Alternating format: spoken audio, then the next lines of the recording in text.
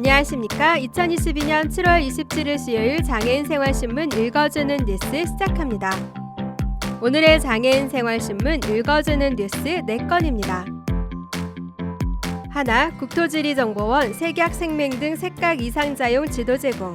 국토정보 플랫폼 바로 이맵 누구나 내려받기 가능. 둘, 장애인 고용공단 교통약자 도보 내비게이션 만든다.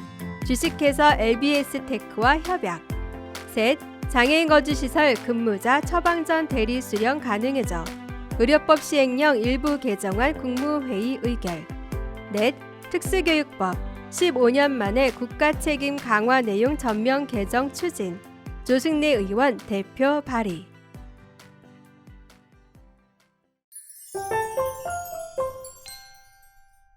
첫 번째 소식입니다. 국토지리정보원은 색각 이상자용 지도를 제작해 국토정보 플랫폼에서 무상 서비스한다고 밝혔습니다.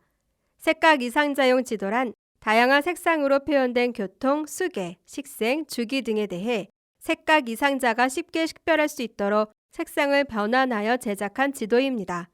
서비스 대상은 대한민국 전도, 대한민국 주변도, 세계지도 등 3가지이고 향후에는 온맵 등 대상 지도를 확대할 예정입니다.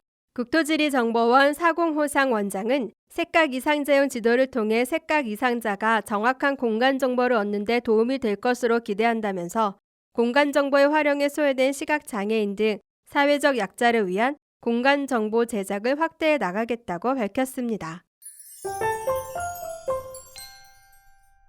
다음 소식입니다. 한국장애인 고용공단 주식회사 LBS테크 대표 이시환. 한국장애인 고용공단은 주식회사 LBS테크와 7월 20일 무장애 도시환경 구축을 위한 업무 협약을 체결했다고 밝혔습니다.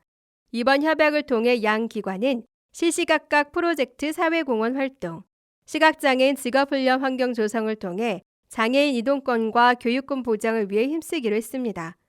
시시각각 프로젝트는 각각의 눈을 모아 장애인의 눈이 돼준다는 뜻으로 시각, 휠체어 이용 장애인의 이동 편의 증진을 위한 사회공헌 활동입니다.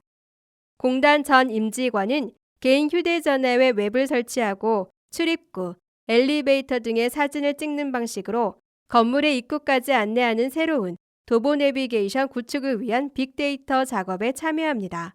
공단은 350개 전국 공공기관, 민간기업의 시시각각 프로젝트 협약을 제안해 8월부터 3개월간 확대 실시할 예정이며 이를 통해 대국민이 이용하는 다중이용시설 및 민간시설의 GIS, 지리정보체계 고도화에 나설 예정입니다.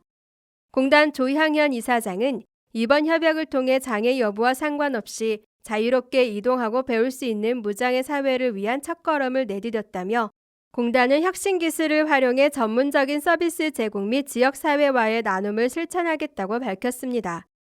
주식회사 LBS테크 이시환 대표는 장애인을 위한 서비스를 사회 구성원들과 함께 개발한다는 것에 의미가 있다며 현장 체험을 통한 인식 개선이라는 점에 궁극적인 목적이 있는데 공단과의 협약 그리고 시시각각 프로젝트를 통해 이에 더욱 박차를 가할 수 있게 됐다고 말했습니다.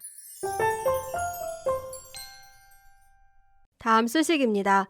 장애인 거주시설 근무자가 거동이 어려운 장애인을 대신해 처방전을 대리 수령할 수 있게 됐습니다. 보건복지부는 의료법 시행령 일부 개정령안이 26일 국무회의에서 의결됨에 따라 장애인 거주시설 근무자의 처방전 대리 수령의 법적 근거가 마련됐다고 밝혔습니다. 단 장애인 거주시설 근무자가 시설 내 거주하는 장애인의 처방전을 대리로 수령할 때는 반드시 재직 증명서를 제시해야 합니다.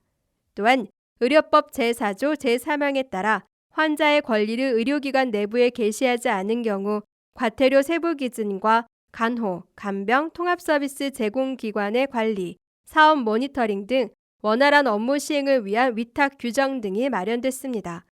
보건복지부 고형우 보건의료정책과장은 지금까지 유권 해석을 통해 이루어지던 장애인 거주시설 근무자의 처방전 대리 수령의 법적 근거를 명확히 한 것이라고 설명하며 거동이 불편한 장애인의 의료 접근성 개선에 도움이 되리라 기대한다고 말했습니다. 다음 소식입니다. 지난 2007년 장애인 등 특수교육법 전부 개정 이후 15년 만에 전면 개정이 추진됩니다. 더불어민주당 민생우선 실천단, 장애인 권리보장팀은 장애 학생의 교육권에 대한 국가 책임 강화 및 교육 환경 개선을 주요 내용으로 한 장애인 등에 대한 특수교육법, 이하 특수교육법 전면 개정안을 7월 22일 발의했다고 밝혔습니다. 기존의 특수교육법은 무상교육 확대, 특수교육 서비스 확대, 고등교육 기회 확대, 통합교육 촉진, 교사의 전문성 제고 등 장애 학생의 교육권 향상에 기여했다는 평가를 받아왔습니다. 특히 이 법으로 특수교육에 대한 양적 성장이 뒷받침됐습니다. 2008년 6,352학급에 불과하던 특수학급은 2020년 11,661학급으로 2배 가까이 설치됐고 특수학교는 149개 교에서 182개 교로 늘었습니다. 문재인 정부에서 국립대학 내 특성화 특수학교를 신설했고 60%대에 머물던 특수교사 법정 정원 확보율을 80%대까지 대폭 개선했습니다. 이처럼 지난 15년간 양적인 성장이 있었지만 한계도 많았습니다.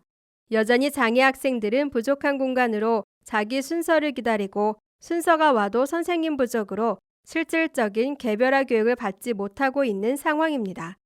이에 따라 개정안은 특수교육 대상자 조기 발견 시스템 구축, 특수교육 지원센터 기능 확대, 국가, 시도, 시군구에 이르는 특수교육 지원 전달 체계 고도화, 장애 학생 차별 인권 침해 금지 강화, 통합교육을 위한 일반 교사, 특수교사 협력 근거 마련, 개별화 교육의 내실화를 위해 특수학급의 학급당 학생 수 기준을 지금보다 최대 2명씩 낮추고 특수교사 배치 기준도 시행령이 아닌 법률로 규정할 것, 진로 및 직업교육 지원 확대, 중도중복 장애 학생 지원 근거 마련 등 특수교육의 질적 수준을 향상하기 위한 내용을 담고 있습니다.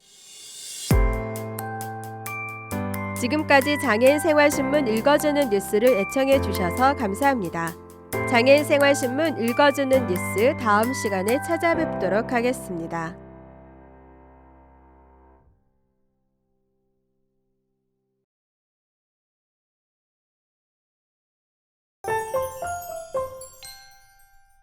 다음 소식입니다.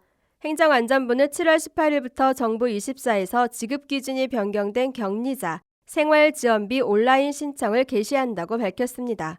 코로나19 입원 격리자 생활지원비는 7월 11일 확진자부터 기준 중위소득 100% 이하 가구에게만 지급하는 것으로 변경됐습니다. 7월 10일 이전에 격리가 시작된 확진자는 유급 휴가를 제공받지 않은 경우 가구의 소득 수준과 관계없이 격리자 숫자에 따라 정액을 지원받을 수 있었습니다. 기준 중위소득은 건강보험료를 기준으로 판정하며 신청인의 격리 당시 주민등록상 동일 세대원, 단 동거인 등재자 제외, 중 보험가입자의 건강보험료를 합산해 기준액 이하인 경우에 지원합니다. 7월 11일 이후 격리가 시작된 확진자는 정부 24에 로그인해 보조금 24, 나의 혜택 메뉴에서 맞춤 안내 조회 후 생활지원비를 신청하면 됩니다. 생활지원비 신청은 격리가 종료된 다음 날로부터 90일 이내에 온라인 또는 주민센터에 방문해 신청해야 합니다. 단 신청 기한 설정 이전 2022년 2월 13일에 격리된 사람은 올해 말까지 신청 가능합니다. 신청에 필요한 행정정보는 관련 시스템 간 정보 연계를 통해 자동으로 채워지므로 별도의 구비 서류를 첨부할 필요가 없습니다. 특히 소득기준 충족 여부도 시스템에서 자동 제공하므로 신청인과 주민센터 접수공무원이 편리하게 신청 및 접수할 수 있습니다. 지금까지 장애인 생활신문 읽어주는 뉴스를 애청해 주셔서 감사합니다. 장애인 생활신문 읽어주는 뉴스 다음 시간에 찾아뵙도록 하겠습니다.